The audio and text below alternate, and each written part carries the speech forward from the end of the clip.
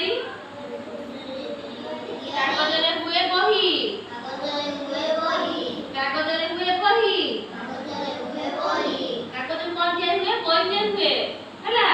ରବରରୁ କ'ଣ ତିଆରି ହୁଏ? ବେଲୁନ। କାଠରୁ ଚେୟାର ଟେବୁଲ ସେଗୁଡ଼ାକ ହେଲା। ଆଉ ଦୁଧରୁ କ'ଣ ତିଆରି ହୁଏ? ଦହି। ବୁଝିଲୁ? ମଇଦାରୁ ସିନା ହୁଏ